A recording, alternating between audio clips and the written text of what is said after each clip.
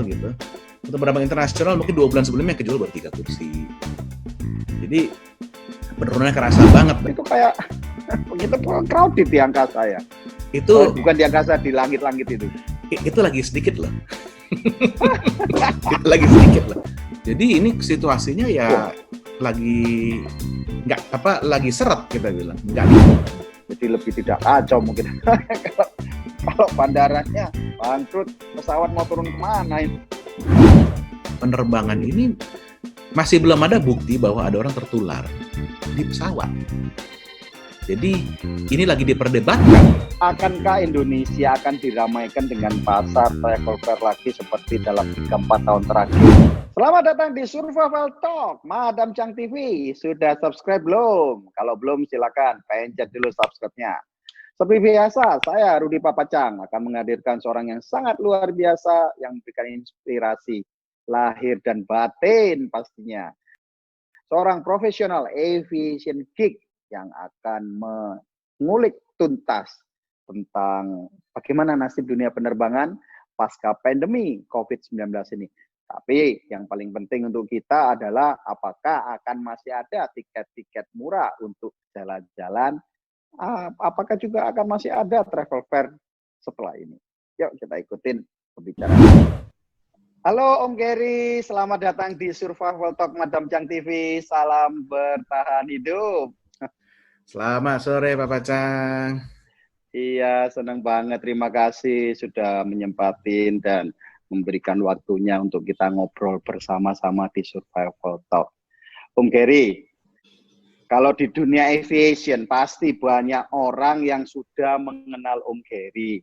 Tapi mungkin para subscriber Survival Talk atau Madam Chang TV ini belum banyak yang kenal. Siapa sih sosok Om Gary ini?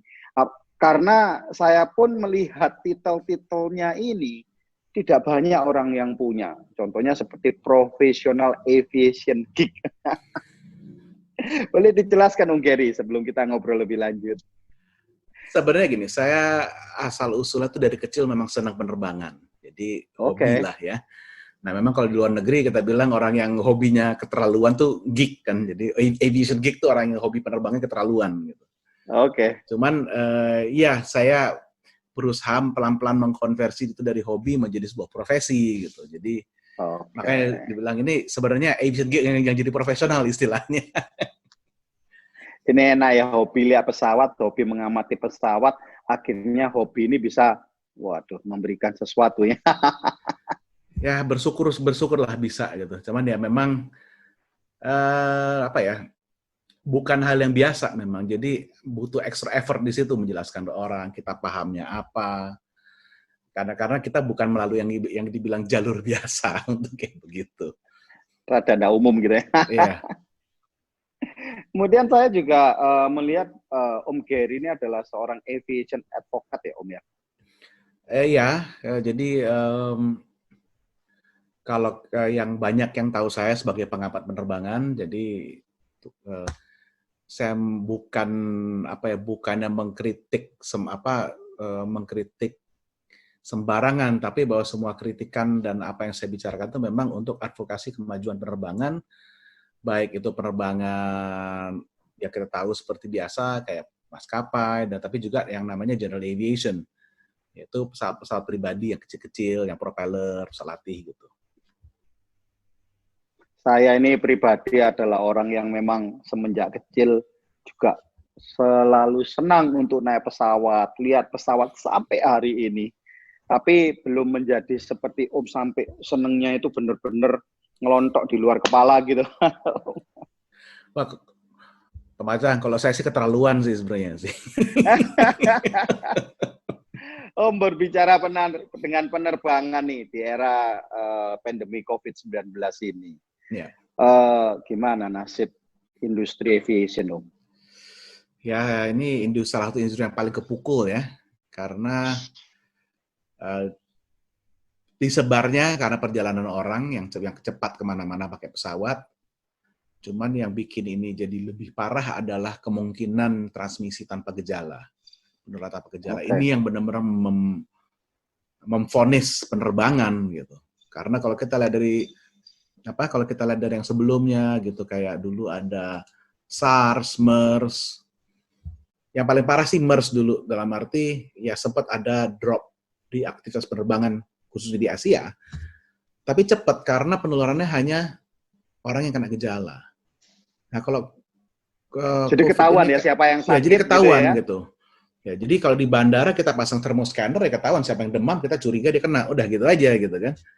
Tapi kalau di COVID ini kan kita udah scan dia nggak demam, dia nggak batuk, dia nggak bersin.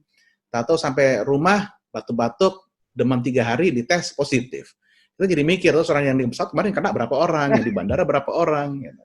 Itu yang bikin banyak orang panik sebenarnya. Nah itu sebenarnya dari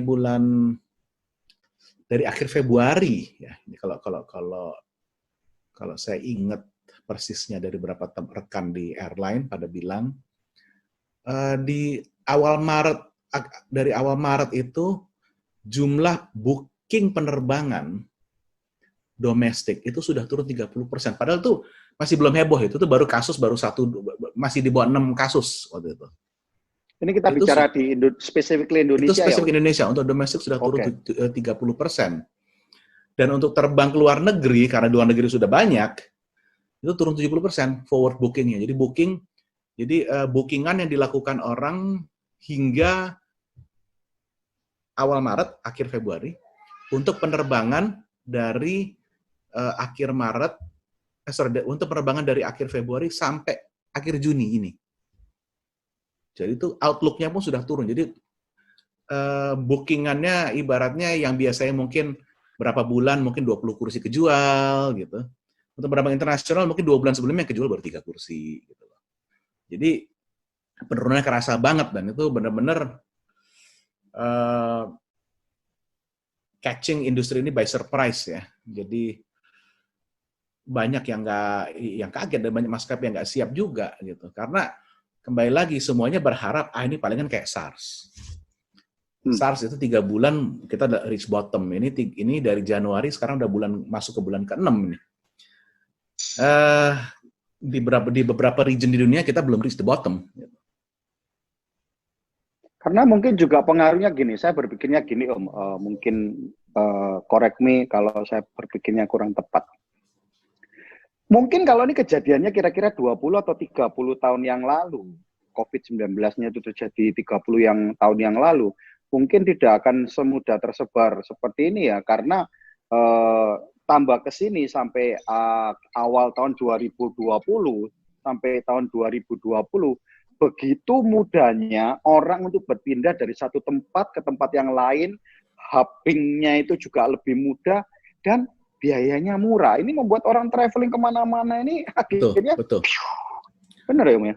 Betul. Jadi kembali lagi, setiap convenience itu kita punya tanggung jawab dan punya risiko. Jadi dengan makin murahnya penerbangan, ya kita punya tanggung jawab, yaitu public health dan health risk kita terhadap orang lain, bukan hanya orang lain terhadap kita. Itu kita sebenarnya yang kita lalai itu di situ. Dan juga governments nggak cuma di Indonesia, tapi di banyak negara juga nggak siap. Ini sebagai gambaran aja, contoh ketidaksiapannya dunia.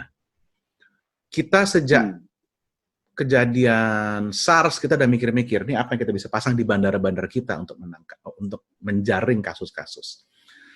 Terus waktu kejadian MERS, tahun 2006 ya, kalau nggak salah, 2007, sama ada beberapa ancaman dari bird flu, akhirnya kita pasang thermoscanner di kedatangan.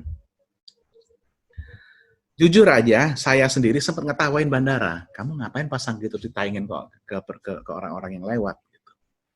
Enggak, ini udah jadi standar baru buat kita, karena ini resiko pandemi. Ini saya nanya ini tahun 2017, 2018. Terminal 3 waktu internasional baru dibuka. 2017, 2018 baru dibuka waktu itu. Terus saya agak ketawa sendiri gitu, ngapain sih gitu. Tapi sekarang ya itulah yang sangat membantu kita. Dan sebenarnya kalau kita lihat di negara-negara lain kayak di Eropa, Pak Pecang tahu kan, London Heathrow tuh bandara yang salah satu yang paling penting ya buat konektivitas dunia. Terus Frankfurt, terus kalau di Italia, Roma, itu yang mereka tuh baru pasang sekarang thermoscanner. Dan itu bukan dipasang lalu dipakai, baru di trial gitu. Jadi tidak satu dunia ini nggak prepare sebenarnya. Jadi kadang-kadang ada sesuatu event terjadi, maka SOP-nya juga berbeda. Kalau saya masih ingat ya, kira-kira tahun 90-an, kalau ketika saya waktu masih belajar dan tinggal di Amerika itu, saya itu jemput dan ngantar orang bisa sampai ke gate-nya, Om. Sekarang itu sulitnya minta ampun. Ya, kan? Saya juga dulu pernah ke Amerika langsung bingung gitu. Ini kok bisa masuk seenaknya gitu. Anyone bisa jemput. Kalau di sini kalau kita ngantar sampai di gate atau jemput sampai di gate, ini berarti orang penting kalau di Indonesia. Tapi mungkin memang protokol di Asia ini dari sebelum terjadinya semenjak 2010 itu memang saya perhatikan lebih ketat. Memang kalau di Amerika itu lebih ketat itu hanya setelah terjadinya 9/11 itu, Om ya. Betul. Sebelumnya sampai luar biasa mudanya. Kayak naik bis gitu, turun di terminalnya dan di pas di platformnya itu ya. Benar. Dan memang traveling pakai pesawat di Amerika itu udah kayak kita naik kereta, naik bus. Di Eropa itu masih lebih mirip kayak kita kan. Mereka security-nya udah ketat banget kalau di sana. Itu dari dulu ya, karena mereka political risk-nya kan tinggi kalau dulu. Jadi mereka sebenarnya yang lebih mudah untuk beradaptasi dengan kayak masalah health security ya kalau sekarang yang jadi catchy word yang sekarang itu health security. Jadi untuk adaptasi dengan health security requirements itu Eropa lebih gampang adaptasinya dibanding Amerika. Karena Amerika emang dari zaman pra 9/11 kebuka banget. Terus 9/11 itu juga transformasinya itu sampai sekarang juga masih banyak yang mesti diperbaiki. Terus kena ini pula. Kalau kita lihat kemarin pada saat health security measures mulai diterapkan di arrivals di Amerika, itu antreannya gila-gilaan. Lebih parah daripada di sini. Karena kalau di sini ya kita nggak sempurna ya, tapi ibaratnya kita lebih prepared gitu. Kalau di sana masih dengan face to face, interview sama orangnya, yang nanya pun nggak pakai masker gitu loh. Sedangkan orang tuh ngantre, itu bahkan di Dallas itu sampai orang baru keluar dari Garbarata tuh udah ngantre. Bayangin itu berapa jam, 3 jam dia baru bisa sampai health check-nya dan imigrasinya. Itu sampai sempat kayak begitu. Om, saya ini sebetulnya bingung. Mulai bulan lalu saya ini kebingungan karena kan saya di handphone itu punya yang namanya 24-hour flight radar ya. Semua orang di negara bilang flight-nya di-ban, tidak ada penerbangan kecuali kargo. Tapi ketika saya buka flight radar, itu di langit kita ini dan di seluruh dunia, kok penuh pesawat ya Om ya? Itu pesawatnya, saya sampai bingung loh. Jadi sebetulnya ini pesawat hampir berapa persen sih yang di-grounded ini Om? Kita itu baru bisa naik ke 100.000 penerbangan sehari, itu baru akhir Mei, baru pertengahan akhir Mei. Sebelum itu turun. Berarti waktu saya lihat itu juga sudah mulai peak-nya ya. Ngelihatnya kapan? Apa Cang? Kira-kira 3-4 minggu yang lalu, ketika harga minyak ancur-ancuran itu sampai minus 40 itu, langsung saya lihat salah satunya mesti ini. Tapi saya lihat itu, saya scan itu, pesawat itu kayak begitu crowded di angkasa ya. Itu bukan di angkasa, di langit-langit itu. Itu lagi sedikit loh. Itu lagi sedikit loh. Saya punya antena juga dengan menggunakan sistem yang mirip juga. Itu di atas rumah saya itu sehari dulu biasanya nangkep 1.000 penerbangan di atas Jakarta. Pada awal Maret itu sudah turun ke 450 sehari. Sedangkan itu waktu saya nangkep 800 sampai 1.000, itu di Jakarta tuh penerbangan keluar masuk 1.200. Oke, kalau kita ngomong kuartal pertama, kuartal kedua, ya itu turun lah. Paling Jakarta cuma 800. Sekitar 600 sampai 800 flight sehari. Tapi di saat tersebut, yang ketangkap sama sistem saya pun sudah turun setengah. Turun ke 450-an. Jadi sebetulnya ketika banyak yang berbicara banyak pesawat di grounded itu tidak 100% ya? Tidak. Nah, terus pada saat awal April, itu antena saya hanya menangkap sekitar 200 penerbangan sehari lewat dari Jakarta. Jadi tidak hanya yang keluar masuk Jakarta, tapi juga lewat atas Jakarta. Yang Nah, lewatin gitu ya? Yang lewatin. Nah, itu begitu tanggal 24 April yang keluar larangan mudik, itu drop langsung ke 40-80 flight sehari yang lewat, dan itu sekarang kita masih di angka di bawah 200 sehari. Jadi penerbangan-penerbangan apa itu? Ya memang kargo tetap jalan, ya.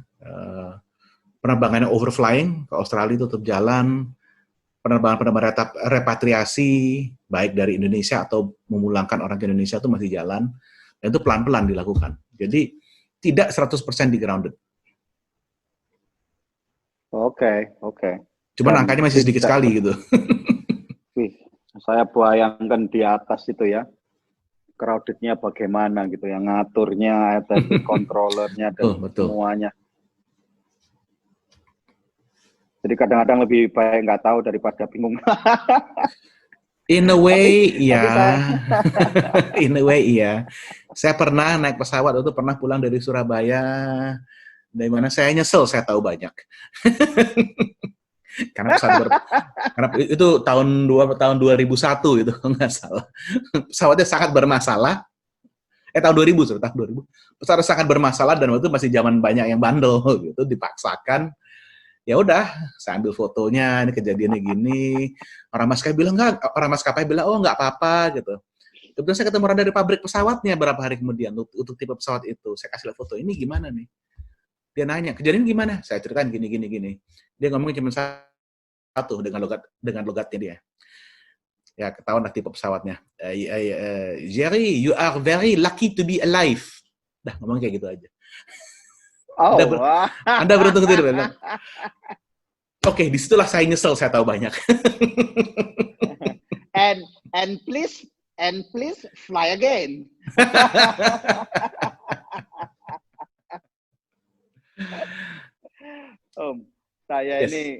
Saya ini ya berpikirnya begini.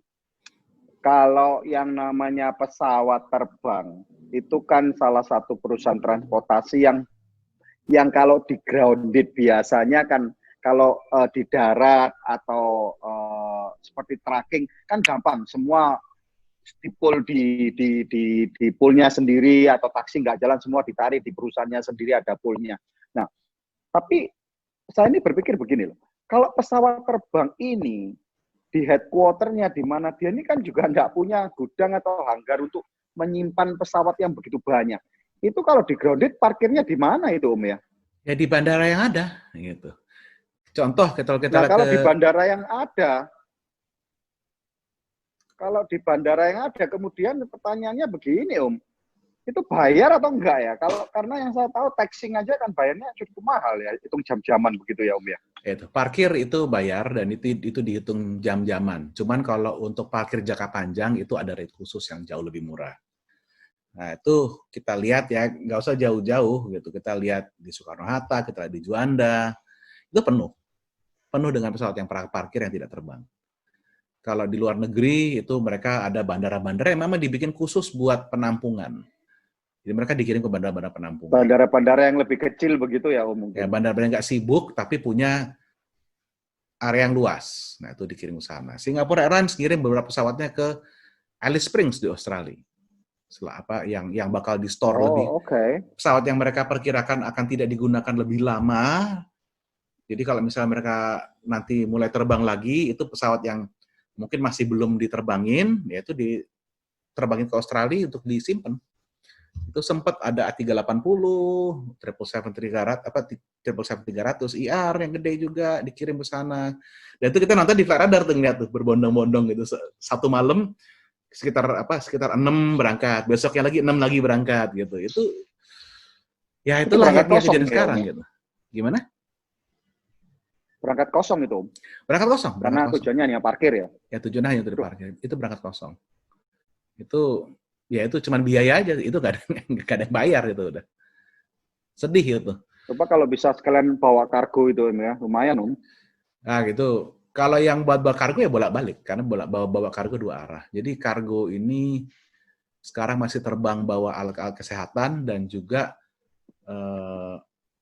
general cargo itu masih jalan. Karena kalau enggak ya ekonomi berhenti semua. Berarti kalau pesawat yang perusahaan penerbangannya ini yang terkena beban lebih banyak, berarti untuk pengelola bandara, wah ini windfall ya Om. Hoki, dapat masukan pesawat grounded semua, enggak ya? Ya enggak terus juga, ya enggak juga, karena majority dari income-nya si bandara kan dari penumpang yang keluar masuk. Gitu. Jadi bandara pun juga hitung per orang juga, bukan dari orangnya ya, bukan hanya pendapatan bandara itu bukan hanya dari pesawat parkir, tetapi orang keluar masuknya juga ada. Duitnya dari penumpang yang berangkat. Kalau nggak ada yang berangkat ya pendapatan itu bisa dibilang hampir nggak ada. Terus pendapatan yang dari sewa toko di bandara yang punya yang sewa nggak bisa bayar karena nggak ada penumpang. Terus maskapainya juga mau bayar tagihan parkirnya juga susah karena nggak ada penumpang. Jadi ini situasinya ya lagi seret kita bilang, nggak liquid, very very sticky gitu financially sekarang situasinya. Berarti kalau begini, kalau saya di Indonesia mah nggak perlu khawatir karena bandara semua milik negara ya Om. Tapi kalau di luar negeri seperti banyak di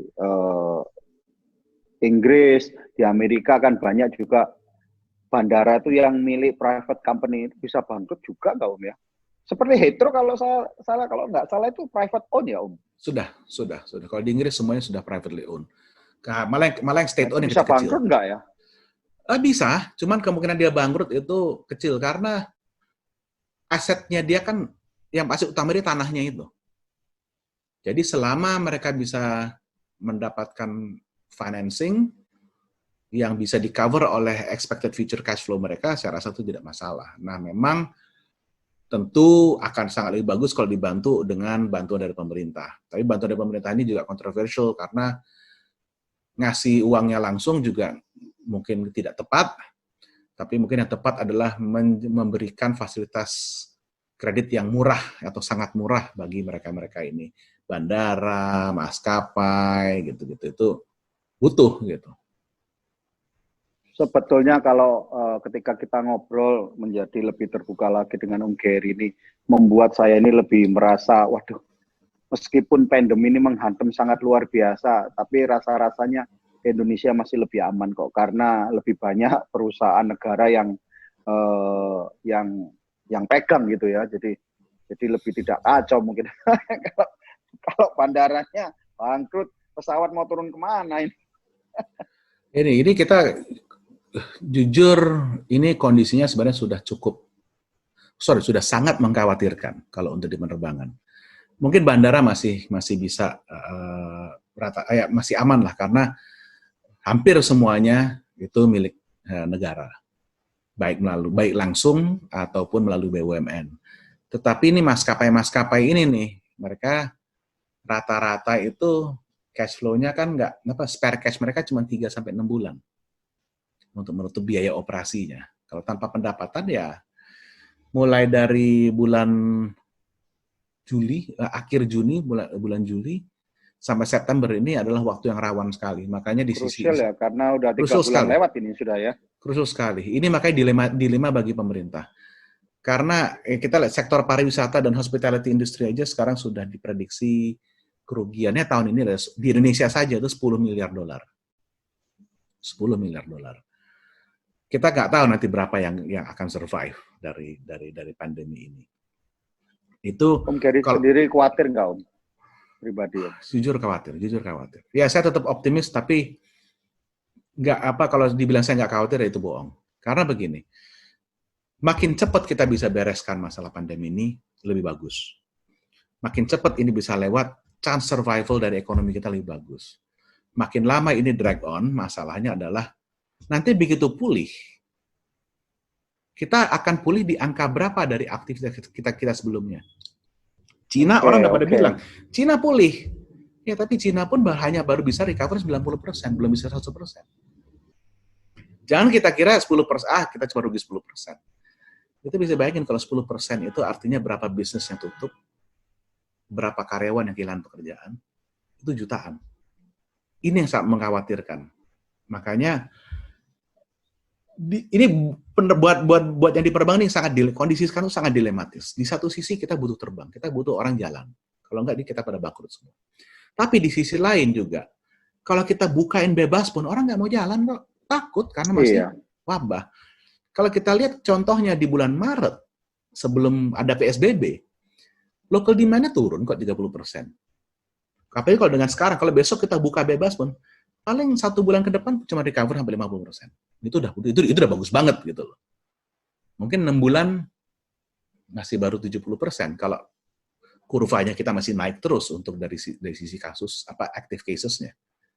Tapi satu, begitu active cases-nya memuncak dan mulai turun, kalau kita lihat dari kasus di SARS, di MERS, dan juga di Cina di pandemi ini, dan kita juga lihat di Eropa sekarang, di mana mereka sudah mulai ngebuka, ya tentu kita akan reach bottom-nya di situ. Jadi turning point dari bottom untuk upward outlook-nya bisa dimulai gitu. Nah ini sekarang masalahnya PSBB diperpanjang terus, tapi kita juga ngeliat di luar orang pada keliling-keliling, nggak pakai masker, ngumpul-ngumpul, ya kita bingung gitu. Mereka sadar tidak bahwa dengan tidak mengambil adequate measures terhadap pandemi ini, terhadap wabah ini, sebenarnya mereka juga menyengsarakan diri mereka di jangka panjang. Itu yang sangat disayangkan, dan itu menurut saya komunikasinya masih sangat kurang di Indonesia ini. Mereka masih wabah, tapi mereka nggak mikir, mereka tidak diberitahu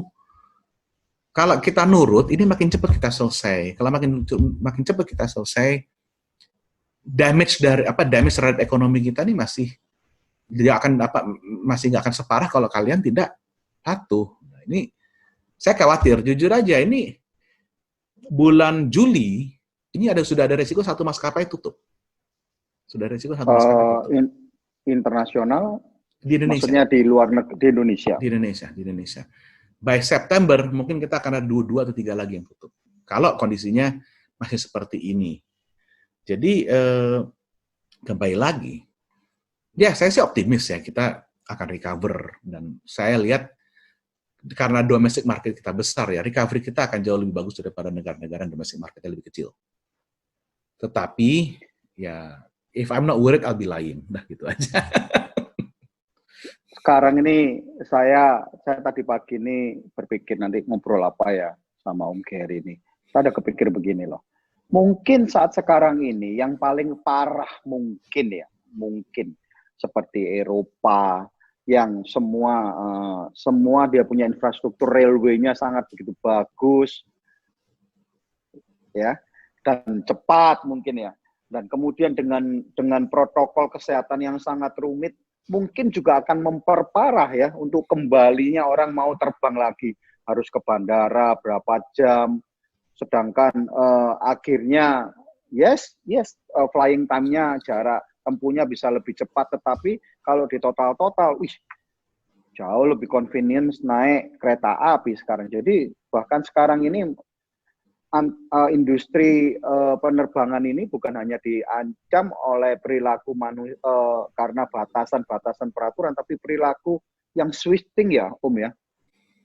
Ya, kalau kita lihat di Eropa itu ibaratnya perang antara kereta api dan pesawat itu terus berjalan. Memang di tahun akhir 90-an sampai pertengahan tahun 2000-an itu kereta api menang. Tetapi dari pertengahan tahun 2000-an sampai tahun 2015-an itu pesawat yang menang. Tapi dari 2015 sampai sekarang ini lagi seri nih. Karena satu, kalau untuk kebutuhan bisnis, kereta itu akan jauh lebih convenient karena mereka dari tengah kota ke tengah kota. Tapi kalau untuk leisure, pesawat masih lebih murah karena kereta itu disubsidi oleh pemerintah di sana. Pesawat nggak boleh.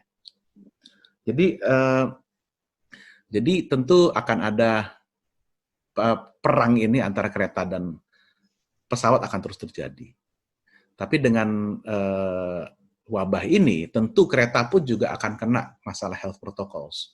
Di mana justru kalau di sana, mereka itu, kereta itu advantages-nya adalah security nggak ribet, imigrasi nggak ribet, karena kebanyakan local people gitu. Terus juga masalah check-in requirement itu jauh lebih ringkas daripada di penerbangan gitu. Jadi mereka justru mungkin yang bisa lebih terdampak karena satu yang penting juga bahwa penerbangan ini masih belum ada bukti bahwa ada orang tertular di pesawat.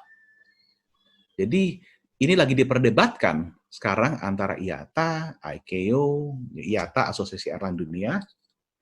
Kalau ICAO itu Badan Regulasi Penerbangan dari UN, sama masing-masing lembaga pemerintah negara, itu negara-negara itu masih memperdebatkan, ini nular nggak sih di pesawat? Gitu. Jadi ada yang bilang, oh kita harus social distancing di pesawat. Tapi ada negara yang bilang, nggak perlu. IATA bilang nggak perlu. ICAO bilang, ya, kita butuh bukti. Ini masih evolving. Jadi kalau orang bilang, oh ya, ntar akan ada new normal setelah wabah ini untuk penerbangan, kita belum tahu new normal seperti apa. Kita sih berharap bahwa ujung-ujungnya tidak akan terlalu beda. Karena kalau dibikin lebih beda, itu sama aja kita ibaratnya ngarepin ada wabah lagi di belakang di belakang tikungan ini, gitu istilahnya kayak gitu. Jadi persiapan untuk selanjutnya ya seperti inilah, kalau ada apa-apa ya masih bisa ya. Jadi lebih fokus ke measures untuk penanganan cepat di wabah berikutnya, bukan penanganan reaktif.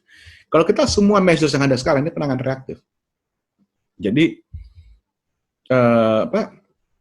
kayak mereka nge-shutdown bandara. Karena apa? Karena mereka selama ini nggak punya thermoscanner di bandaranya. Terus mereka mereka juga kebingungan. Orang mau masuk bandara sakit atau enggak gimana? Mereka di Eropa tuh mikir dari nol. Kalau di kita gampang. Di kita ya udah yang ada di kedatangan kita terapin di keberangkatan, selesai. Itu pun masih cukup berantakan gitu. Gimana di sana gitu. Masih banyak challenges, tapi saya rasa nanti new normalnya tidak separah apa yang lagi diheboh-hebohkan di media di mana-mana. Cuman ya pasti akan ada perubahan.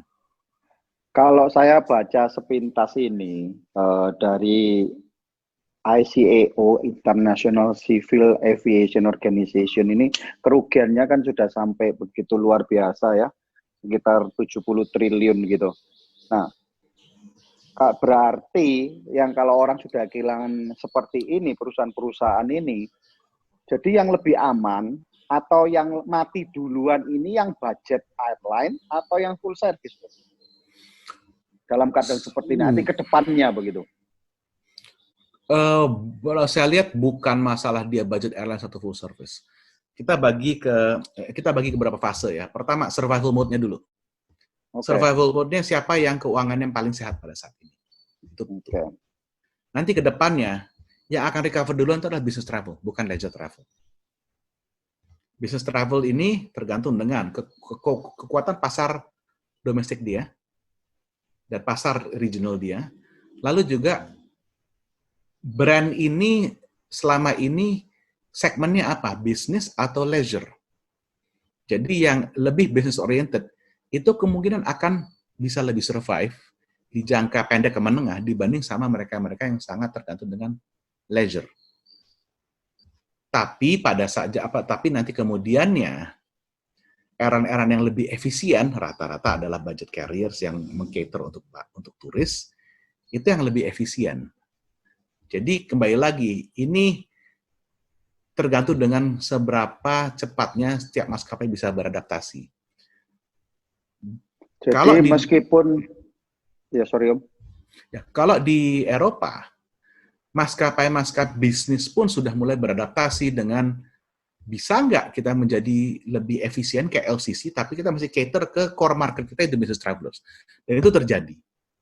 Jadi nggak gitu gampang. Nah kalau di Asia, kita juga masih ingat, ini ada maskapai milik pemerintah yang masih bisa dibantu langsung oleh pemerintah. Jadi ada distorsi di situ juga. Nah yang swasta ini, kebetulan kalau di Indonesia rata-rata tergantung pada pada bisnis mix-nya cukup tinggi kalau untuk maskapai di Indonesia. Jadi survivability-nya selama kita bisa mulai terbang lagi, survivability-nya itu lebih bagus daripada kayak mungkin di Thailand. Karena kalau di Thailand, komposisi turisnya itu dari trafiknya lebih tinggi daripada bisnis. Saya ini penasaran Om, kalau bocoran tanpa memberikan nama perusahaan, ini yang akan gugur dulu yang tadi diprediksi sama Om Kerry ini budget airline atau full service airline Om? Ya, yang keuangannya berantakan. yang keuangan berantakan itu yang paling beresiko. Ya, yang BUMN juga ada di kategori itu, yang swasta juga di kategori itu baik di Indonesia maupun di region. Cuman kalau di region ini yang BUMN sudah megap-megap. Kayak kita lihat di Thailand, ini kita kalau di Indonesia kita ngomong brand aja lah, nggak apa-apa. Di Thailand, Thai Airways sekarang sudah living on handouts dari pemerintah, udah nggak bisa apa-apa. Dan mereka masih restructuring. Swasta pun kita di Australia. Tapi kan dia flag carrier ya Om ya Om. Ya, berarti aman ya berarti ya. Tapi kembali lagi pemerintahnya juga harus melihat worth it nggak nih kita selamatin. Worth it nggak kita selamatin kalau dia rugi terus. Worth it nggak selamatin kalau bisa di-turn down dengan hasil seperti ini. Itu pemerintah ini punya tugas. Ini menarik Om. Pemerintah ini pusing karena apa? Mereka tahu untuk jangka panjang mereka butuh airline to survive. Karena airline negara itulah yang akan dipakai untuk meng-kickstart tourism. Tetapi, apakah harus dengan skala yang sebesar yang kemarin? Itu pertanyaan. Jadi, mungkin survive, tapi mungkin dengan skala yang lebih kecil. Ini jawaban Om Kerry ini menggelitik saya. Kalau nggak di bail out, pernah nggak ya dalam sejarah penerbangan di dunia ini, dalam 100 tahun terakhir, flag carrier itu bangkrut, Om? Banyak. Dan hilang dari itu. Itu kan simbol negara ya Om ya, sebetulnya ya? Banyak. Oh iya ada ya, malah saya banyak. Saya pikir flag carrier itu akan terus ini contoh aja nih, Swiss Air, Sabena, terus Scandinavian itu udah bangkrut sebenarnya, tapi di prop up lalu diswastakan. Tapi kan masih ada ya Om ya, Swiss Air ya? Swiss Air tutup diganti dengan Cross Air, sekarang menjadi Swiss. Sabena tutup, terus dibangun lagi dengan namanya Brussels Airlines. Qantas yang dulu Air New Zealand sempat bangkrut. Tapi dia restructuring. Garuda pernah effectively bangkrut, tapi bisa di restructure. Japan Airlines, udah daftarnya panjang gitu. Bangkrut sampai tutup itu bukannya nggak pernah. Bangkrut sampai tutup itu ada. Yaitu Swiss Air, Sabena. Oh ada ya? Di Latin Amerika ada Viasa, Varig, Pluna. Oh daftarnya panjang. Tapi kalau Garuda ini nggak mungkin dibiarin Om ya? Garuda ini saya rasa tetap akan dibela. Tapi mungkin skalanya kita rampingkan sesuai dengan realita ke depan seperti apa. Karena kita juga lihat kompetitornya banyak, harus dilihat role-nya dia apa, dan niche-nya dia di mana. Karena kita punya flag carrier, kalau ibaratnya nggak untung-untung, ya rugi ya. Ini sama aja kita bayar pajak buat ngegajin orang-orang di airline tersebut. Gitu. Di mana teman-temannya yang kerja di swasta itu harus kerja lebih keras lagi untuk bisa dapat uang karena dibayar sama penumpang. Gitu. Jadi, kembali lagi, kalau kita ngomong Garuda, sekarang pertanyaan adalah, is it the right size? Is it too big or is it too small? Gitu. Dan ada beberapa analis yang sudah bilang, ini Garuda sebenarnya bisa survive dan bisa untung kalau dia tidak sebesar ini. Jadi itu sudah ada diskusi ke arah situ. Yang dalam arti ketika berbicara Garuda ini tidak sebesar ini, besar apa? Besar perusahaannya atau memang armadanya begitu besar gitu? Armadanya. Atau gurita bisnisnya kemana-mana gitu? Sampai ke resort, sampai kemana begitu? Gini, kalau dia mencari untung dari subsidiaries masuk ke sektor lain, saya rasa itu wajar. Tapi kita lihat dari core activity-nya, Garuda sebagai maskapai. Kalau kita compare dengan maskapai flag carrier lainnya, kayak di negara lain, kita lihat semuanya tuh punya subsidiary yang lebih menguntungkan. Thai Airways, dia punya NOC, Nok Air, joint venture sama swasta.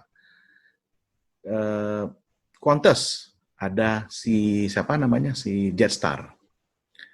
Singapore Airlines ada kemarin Tiger, sekarang jadi Tiger, sekarang jadi Scoot bareng di merger jadi Scoot. Terus kita lihat ya di Garuda sendiri ada Citylink kan. Dan memang di indikasinya di beberapa tahun terakhir ada potensi untuk Citylink bisa jauh lebih untung dari Garuda itu kelihatan. Jadi kembali lagi, Garuda ini jangan buat ngejar semuanya itu nggak bisa dengan pola bisnisnya Garuda. Tapi dengan pola bisnisnya Citylink sebagai LCC itu akan lebih realistis. Jadi Garuda tugasnya apa? Ya fokus terhadap business roots. Business roots aja yang dia mainin, itu akan jauh lebih menguntungkan. Karena yang bikin survive Garuda selama ini adalah rute-rute bisnis dia. Apa benar ya Om? Sebuah penerbangan itu lebih banyak untung ketika, artinya gini, 70% itu ada di dalam bawah pesawat, artinya di perutnya itu, kargonya Om. Kalau, ya apa benar ya? Ada orang bilang gitu, kalau sepenuh-penuhnya pesawat, kalau kargonya itu kosong, ya rugi. Benar nggak sih Om? Iya benar, kalau untuk pesawat berbadan lebar, wide bodies, ya itu benar banget.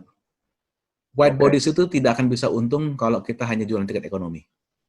Itu cost structure yang seperti itu kalau wide body. Jadi kalau kita lihat operator wide body paling besar di dunia adalah siapa? Emirates. Papa Chang pernah lihat harga tiket ekonominya Emirates kayak gimana?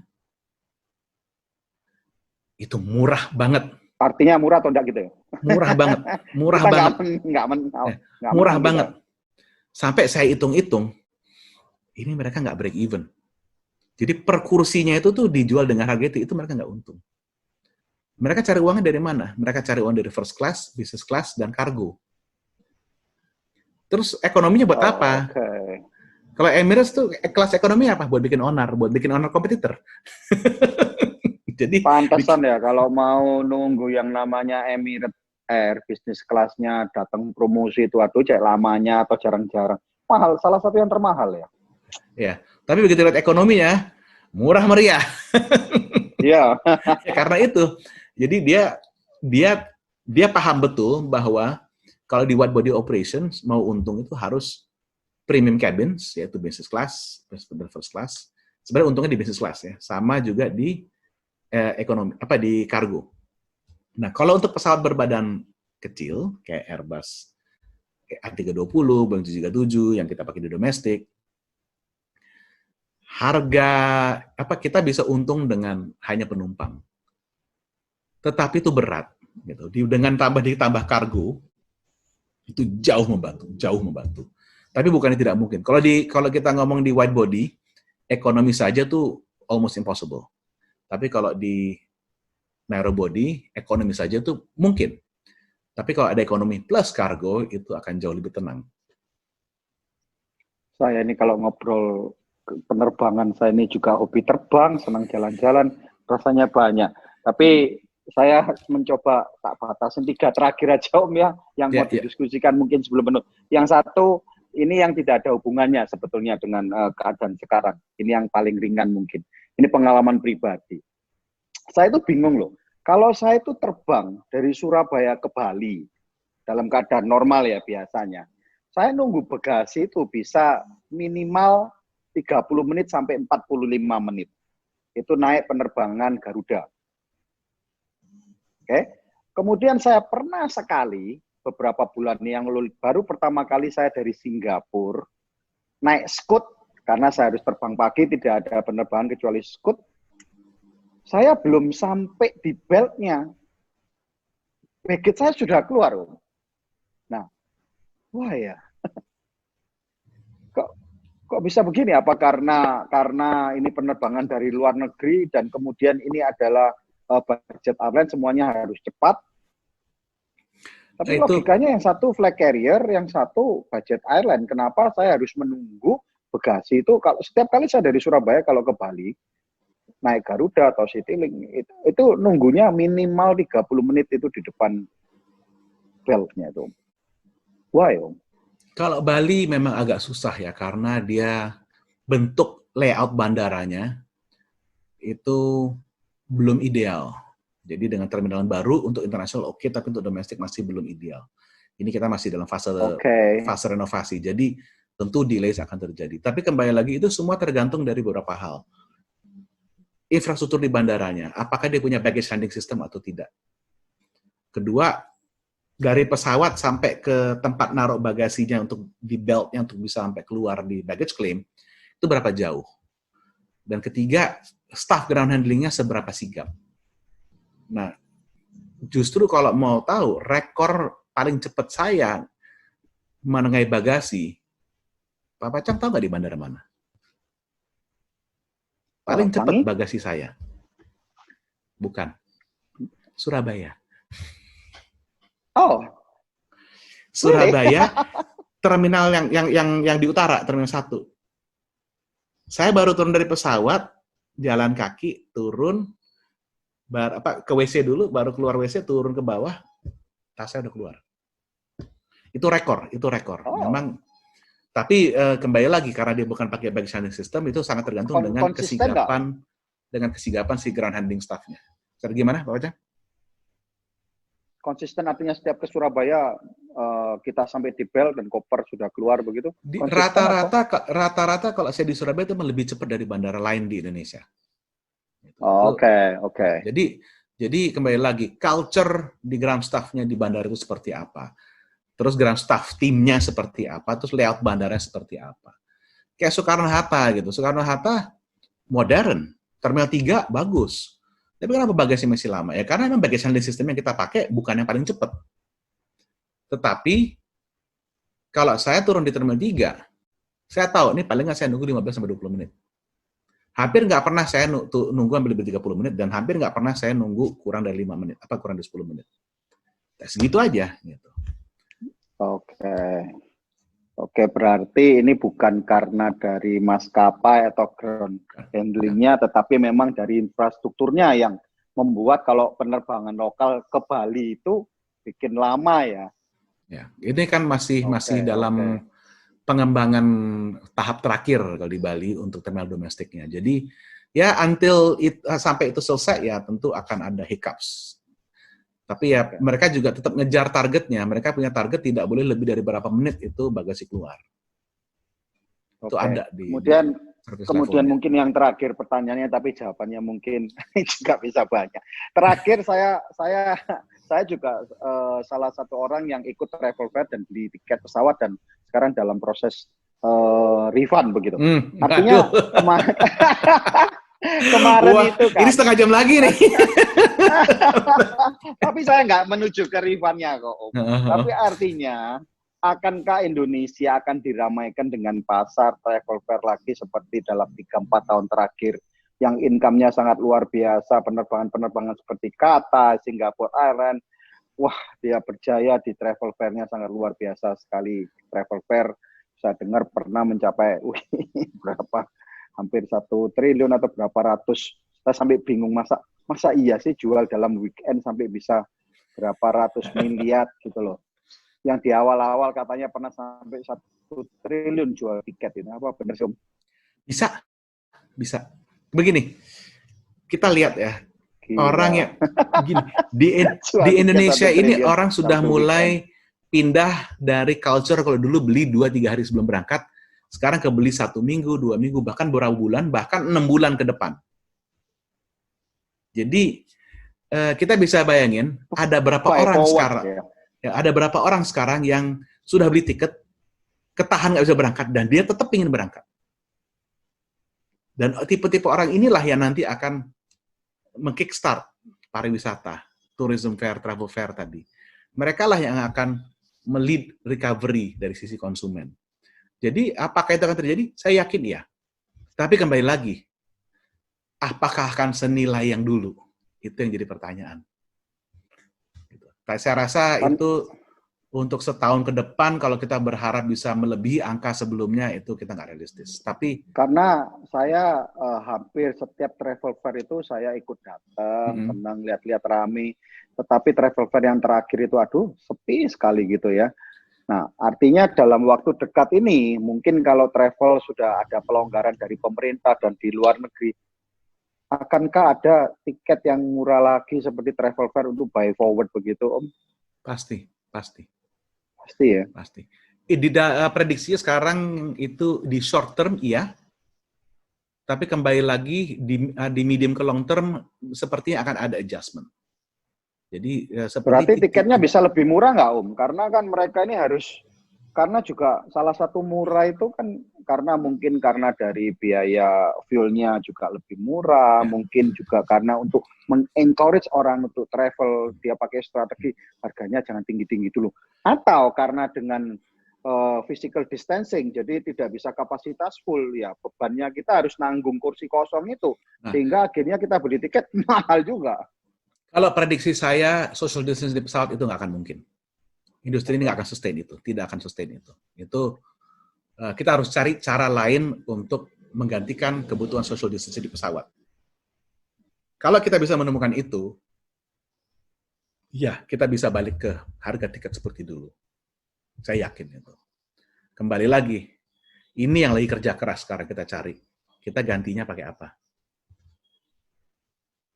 Berarti 1 atau 2 tahun ke depan ini, untuk traveler ini diuntungkan dengan tiket murah nggak, Om? Lebih murah daripada sebelum pandemi? Kalau saya lihat dalam 6 bulan recovery pertama, iya, itu akan murah. Oke, dalam 6 bulan pertama. Tapi kita masuk ke 6 bulan kedua setelah recovery, itu periode adjustment-nya nanti. Itu prediksinya adalah periode adjustment itu nanti setelah 6 bulan, setelah mulai dibuka-buka di mana-mana, itu akan adjustment. Di mana Airline akan lihat, oke, angkanya sudah bisa kelihatan, volume sudah kelihatan, baru kita lihat cost-nya. Ini ke depannya dengan projection ini, kita harus naikkan atau turunkan. Kalau untuk 6 bulan pertama, airline akan fokusnya ke we have to recover the volume dulu. Karena itu buat cash flow. Bukan masalah untung rugi, tapi buat generate cash. Mereka sangat butuh cash-nya sekarang. Kalau sekarang ya paling tidak bisa ya nutup-nutup sedikit overhead lah ya, meskipun belum bisa 100% ya, Om. Ya itu, penjualan nggak ada, bayar parkir masih ada, bayar sewa pesawat masih ada, maintenance bisa dikurangin dengan storage, tapi gaji kan nggak bisa. Gitu. Iya, saya bisa bayangkan bayar parkir di mobil, kalau bayar mobil overnight di mall aja kena 150.000, di airport aja kena berapa ratus ribu, kalau pesawat krium. Ya begitu, makanya. Oke, Om, seneng banget bisa ngobrol banyak dengan Om Gary ini. Sama-sama. Dan semoga tadi yang kita diskusikan itu benar-benar bisa memberikan satu insight dunia penerbangan dan masa depan bagaimana. Artinya poin yang saya paling suka itu adalah sense of travelingnya itu bakal tidak akan terlalu berbeda dengan dulu. Artinya banyak kursi kosong, harus dibatas-batasin seperti perkiraan-perkiraan gitu ya, Om ya. Jadi senang travel rame-rame, boarding rame-rame, pesawat penuh, berarti bagi kita juga tidak menanggung kursi kosong, itu yang penting, Om. Betul. Nah, cuman itu mencapai ke situnya di industri juga berjuang untuk itu. Jadi semuanya berjuang untuk gimana kita bisa recover seperti kayak dulu. Ya, semoga tidak ada yang sudah ada kemudahan banyak selama beberapa puluh tahun terakhir, dan tetap akan dipermudahkan lagi. Yang paling penting ya kita semua harus sehat-sehat semua, lebih banyak orang sehat, virusnya cepat hilang, ya semua industri akan kembali lagi. Itulah PR utamanya, Pak Pesan. Normal baru. Aduh, itu kata normal baru tuh saya bilang overuse sebenarnya sih. Overuse banget. Ya, karena kemarin ini ya sebetulnya ya sedikit aja sebagai penutup. Kadang-kadang saya ini berpikir kita ini kembali ke zaman lalu, karena menghadapi ini normal, banyak konsep yang di mobil, banyak di mobil seperti zaman saya waktu kecil nonton di mobil. Kembali lagi ke zaman tahun 70-an, drive-in ya, Om ya, di Ancol, di mana. Itu. Ya, adjustment pasti ada. Pasti itu. Oke, Om Gary, terima kasih banyak buat waktunya. Kapan-kapan saya kepingin ngobrol lagi. Sebetulnya ini saya kepingin, kalau boleh saya berkenan, saya kepingin ngomong banyak dengan Om Gary mengenai salah satu konten YouTube Om Gary yang bisa lihat pesawat dari Google, pesawatnya itu di mana itu loh Om. Pesawatnya ini di dalam air atau ini ada pesawat yang lagi melintas dan kefoto sama Google. Saya kepingin loh, ngulik itu Om. Oke, atur aja kapan. Ayo kita bahas. Wah itu bakal seru itu Om kalau ngulik pesawat yang ya, saya kapan-kapan kepingin nih ngulik dalam ngobrol bareng dengan Om Gary pesawat-pesawat yang hilang dan pesawat di mana pesawatnya itu. Boleh Pak Wacang, boleh. Minta satu sesi lagi kapan-kapan kita buat konten sama-sama. Boleh. Ya. Terima kasih banyak Om. Saya doakan sama-sama Pak Wacang ya. Satu keluarga sehat-sehat selalu sehingga terus bisa berjuang dan memberikan masukan yang sangat berarti bagi industri aviation di Indonesia khususnya. Karena orang seperti Om Gary ini tidak banyak. Terima kasih Pak Wacang. Terima kasih Om Gary, terima kasih buat waktunya. Salam bertahan hidup. Gimana teman-teman semua? Keren nggak apa yang diulas? Sudah dapat pemahaman bagaimana dunia penerbangan bakal di kemudian hari dan tentunya kemungkinan juga masih ada tiket murah. Jadi kalau mau travel dalam 6 bulan ini buruan travel. Kemungkinan murah-murahnya ya. Seperti biasa nih, maka itu subscribe ya. Jangan lupa karena ke depan masih akan ada konten-konten yang menarik, inspiratif lahir dan batin. Salam bertahan hidup.